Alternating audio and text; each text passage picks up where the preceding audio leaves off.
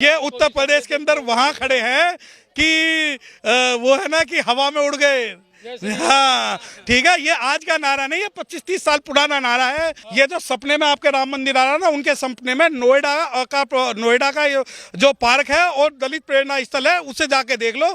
मैं आपको बता सकता हूँ कि या तो ये लोग कहते हैं ना कि बहन जी ने हाथी बना दिए, या तो बहन जी ने हाथी बनाए थोक में, या तो बहन जी ने हाथी बनाए थोक में, और या तो भगवान बुद्ध को जीवित किया बहन जी ने, या किया सम्राट अशोक ने। तो अगर आप ये बात करते हो कि राम मंदिर बनना, मुझे राम मंदिर से विरोध में नहीं है। मैं तो कहता हूं कि हर जिले में राम मंदिर बना दो, परंतु जब तक बहुजन समाज जागेगा नहीं, तो मैं आपको बता दूं कि भारत के इतिहास की छाती में अगर किसी ने कील ठोकी है तो लखनऊ में और नोएडा के अंदर ठोकी है, जहां नोएडा के उस तरफ, जहां यमुना नदी के उस तरफ वो सभी सोए हुए थे। तो बहन जी ने जब सरकार बनाई तो कह दिया ये जमीन यहां से यहां तक हमारी है, और मैं और जब आप कहते हैं राम मंदिर, अभी तो लड़ाई है, आगे और लड़ाई है। अभी तो हमने सिर्फ फिल्म का ट्रेलर दिखाया है। मैं बता दूं, पिक्चर की तो स्टोरी किसी को पता ही नहीं है। तो पिक्चर जो चलेगी ना, अरे 5 साल ही तो दिए हैं, तुम तो 5000 साल से राज कर रहे हो। तो 5000 साल का जो इतिहास है वो बहन जी ने सिर्फ 5 साल में, अभी तो गड्ढा ही नहीं भरा है। जिस दिन गड्ढा भर जाएगा ना, तो हम कल बदल देंगे, हम आज बदल देंगे, और अब के पूरे भारत का इतिहास बदल देंगे। 2027 और 24 अगर हमारी हो गई ना, आप जो है वो हवा में उड़ गई वाला जो नारा है ना, आप दोबारा उसे ढूंढते रह जाएंगे। देखिए, अगर आप बाबा बागेश्वर की तुलना इस सामनेर और विपस्सना के कार्यक्रम से कर रहे हैं तो गलत कर रहे हैं।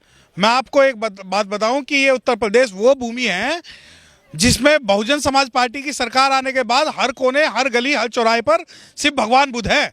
अगर आप नोएडा में जहां से भी घुसोगे, भगवान बुद्ध के द्वार से घुसोगे। और अगर आप कहते हो कि बागेश्वर, तो मैं आपको बता दूं कि वक्त आने दे, बता देंगे तुझे आसमां। हम अभी से क्या बताएं, क्या हमारे दिल में है। उत्तर प्रदेश तो वो भूमि है कि हमारे जैसे वफादार कम ही निकलेंगे, कि हमारे जैसे वफादार कम ही निकलेंगे, और जहां खोदोगे वहां हम ही निकलेंगे।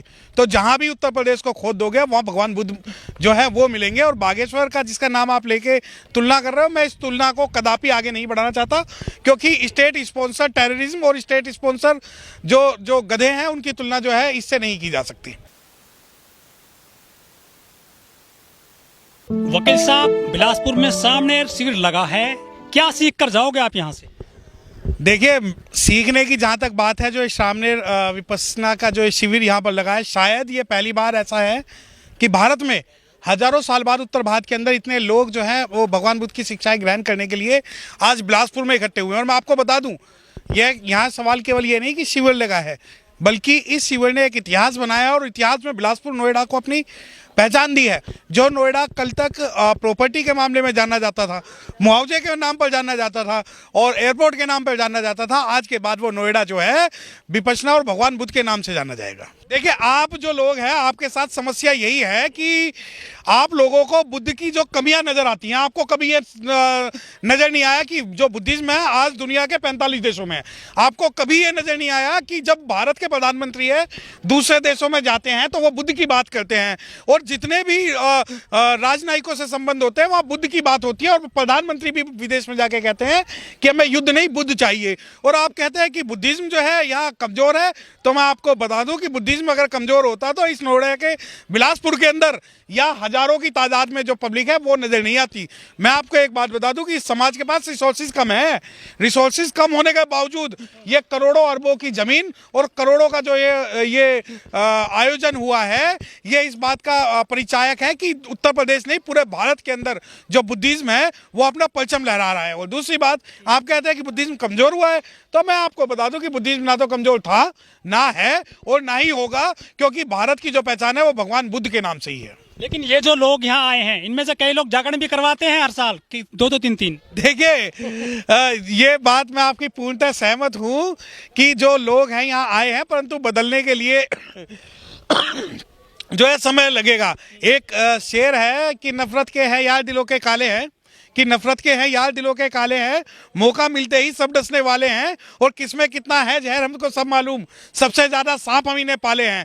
तो जो लोग गद्दार हैं वो बुद्धिज्म का भी नाश कर रहे हैं और अपनी उस विचारधारा का भी नाश कर रहे हैं जिस विचारधारा के अंदर उन्हें ना मंदिर में घुसने दिया जाता, ना मस्जिद में घुसने दिया जाता, जहाँ देवदासी के नाम पे आज भी जो उनके साथ शोषण हो रहा है, जहाँ जातिगत अत्याचार और धार्मिक अत्याचार हो रहा है। परंतु इन लोगों की कोई कमी नहीं है, भोला समाज है। जब इनके राष्ट्रपति तक को रामनाथ कोविंद जी को मंदिर में नहीं घुसने दिया, उन्हें भगा दिया गया। वर्तमान जो इनकी राष्ट्रपति हैं उन्हें नई संसद में पूजा के समय नहीं बुलाया गया, तो ये तो है किस खेत की मूली। और अगर आप ये सोचते हैं कि जो ड्यूल पर्सनैलिटी वाले लोग हैं कि भाई वो करा रहे हैं, ये भी करा रहे हैं, तो इस वक्त वो सिर्फ अपनी समाज में भूमिका जो है वो ढूंढ रहे हैं, क्योंकि समाज के अंदर उस व्यक्ति की बात होगी जो अपनी बात पे अड़िग है, जो अपनी विचारधारा पे अड़िग है। क्योंकि यहाँ पर कोई वो नहीं है कि आप करवा चौथ मना लो, रक्षाबंधन मना के फिर स्टेज पे चढ़ के 2 घंटे भाषण दे दो। इन लोगों ने समाज का जो है नुकसान किया हुआ, इन लोगों से समाज से दूर रहना पड़ेगा। कुछ लोग मंच पर तो कहते हैं कि हम जो अम्बेडकरवादी हैं, बौद्धिस्ट हैं, लेकिन उनके घर में छोटे छोटे मंदिर बने हुए हैं आज भी। नहीं, बिल्कुल सही बात, मैं सहमत हूं, परंतु ये बहुमत की बात नहीं है, ये अल्पमत की बात है। और वो मैं आपको बता दूं, देखिए मंदिर का जो मतलब है, शायद आपको ना पता हो कि मंदिर का कहीं भी मतलब जो है पूजा पाठ से नहीं है। मंदिर का मतलब होता है मन प्लस इंद्रियां, मन को कंट्रोल करने का एक स्थान जहां बैठकर आप विपश्यना कर सकते हैं। जिस प्रकार आप भगवान की जब बात करते हैं तो भगवान का अर्थ है भूमि गगन वायु अग्नि नीर। तो भगवान जो है भग्ग रागो भग्ग दोषो भग्ग मोहो, ये सबसे पहले जो भगवान जो है भगवान बुद्ध के लिए उपाधि दी गई थी। उसके बाद जो 33 करोड़ देवी देवता, 27 भगवान और 9 अवतार आए हैं। जब आप कहते हैं कि मंदिर बने हुए हैं, तो मंदिर होना चाहिए मन और इंद्रियों पे काबू करने के लिए एक जगह घर में होनी चाहिए, जिससे कि आप अपनी विचारधारा को मजबूत कर सके। परंतु आप ये कहते हैं, मैं आपको एक बात बता दूं, देखिए Buddhism is complete without Ambedkarism, Buddhism is complete without Ambedkarism, but Ambedkarism is incomplete without Buddhism. अगर आप बाबा साहब को पढ़ोगे तो आपको बुद्धिज्म को शामिल करना पड़ेगा, और अगर आप बुद्धिज्म के अंदर अम्बेडकरिज्म लाना चाहोगे तो वो नहीं होगा। क्योंकि मैं आपको बात बता दूं, आपके चैनल के माध्यम से बता रहा हूं, ना हम हीनयानी हैं, ना हम महायानी हैं, हम भीमयानी हैं। क्योंकि हमें जो बुद्धि तक जाने का जो रास्ता है वो भगवान बुद्ध की 22 प्रतिज्ञाओं से शुरू होगा। और 22 प्रतिज्ञा, पहली प्रतिज्ञा ये है कि मैं ब्रह्मा विष्णु महेश को नहीं मानूंगा। और अगर आप ये सोचते हो कि मैं 22 प्रतिज्ञाएं ना फॉलो करके नीचे की 4 प्रतिज्ञाएं फॉलो कर लूं और मैं रियल अम्बेडकराइट हो गया, तो ऐसे अम्बेडकराइट को अम्बेडकराइट ना कहना ही उचित है। आप जो बुद्धिज्म फॉलो करते हो वो स्पिरिचुअल बुद्धिज्म नहीं है।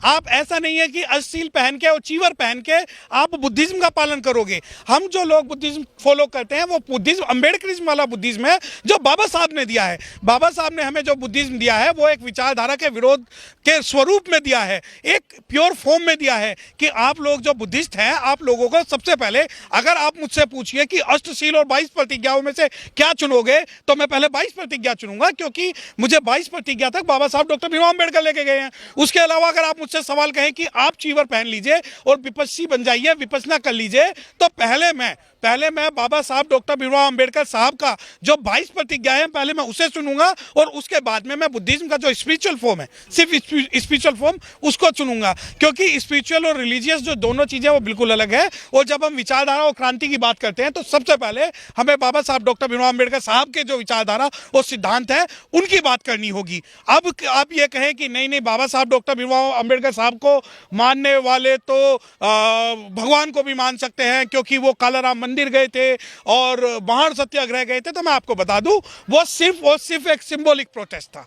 वो सिर्फ सिंबॉलिक प्रोटेस्ट था। एक शेर है कि राह के पत्थर को चकनाचूर होना चाहिए, कि राह के पत्थर को चकनाचूर होना चाहिए, वार हो एक ही हो, भरपूर होना चाहिए। सिर्फ इतना काफ़ी नहीं कि वो माफ़ी मांग ले, उसे हमारे सामने मजबूर होना चाहिए। और ये मजबूर जो है बाबा साहब डॉक्टर भीमराव अम्बेडकर साहब ने जो 1956 के अंदर दीक्षा भूमि में कर दिया था, वही काम अगर हम आज बिलासपुर से कर रहे हैं तो इस कारण से कर रहे हैं क्योंकि हम बाबा साहब डॉक्टर भीमराव अम्बेडकर साहब के सपनों का भात बनाना चाहते हैं। तो मीडिया से यही मुझे जो है आपत्ति है कि बुरा जो ढूंढन मैं गया तो बुरा ना मिलिया कोई, जो तन झाका अपना तो मुझसे बुरा ना कोई। आपको जागरण वाली महिलाएं तो दिख गई, परंतु इस रामनेर में जो हजारों महिलाओं ने अपना केस कंपन किया है, आपको वो नहीं दिखी।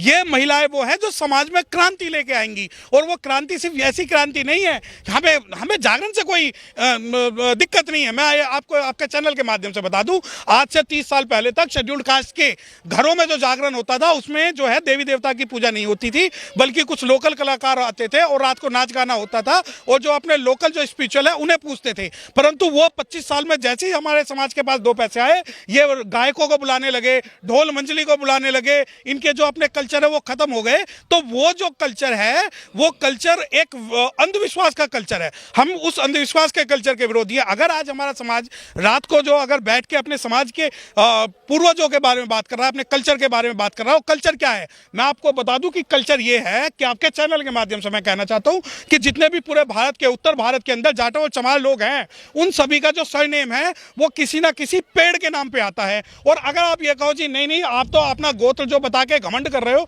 नहीं, जैसे कि नीम, कदम, पीपल और ये बहुत सारे जो लोग हैं, ये उन एरियो में रहने वाले लोग थे जिन एरियो में आज जाटो चमार समाज जो मिलता है, तो उसे मैं बचा के रखूंगा, क्योंकि हमें जो है अपने इतिहास को नहीं भूलना है। परंतु जब आप सवाल करते हो कि जागरण आप 50 साल वाला जागरण करिए, जिसमें 50 गांव के जो अनुसूचित जाति के लोग आते थे, बैठते थे, बतलाते थे, और यही कारण था कि जब पहले अत्याचार होते थे तो सामूहिक पलायन होता था, इंडिविजुअल पलायन नहीं होता था। गांव में अगर अत्याचार हो जाए तो एक आदमी गांव छोड़ के नहीं जाता था, पूरा गांव जाता था। परंतु आज वो चीज़ें खत्म हो गई हैं। तो जो कल्चरल जो हमें प्रिवेंट करनी है, चीज़ें सुरक्षित करनी है, वो चीज़ें जागरण और बुद्धिज्म की अगर हम बात करें तो हमें सोच समझ के उसमें काम करना होगा।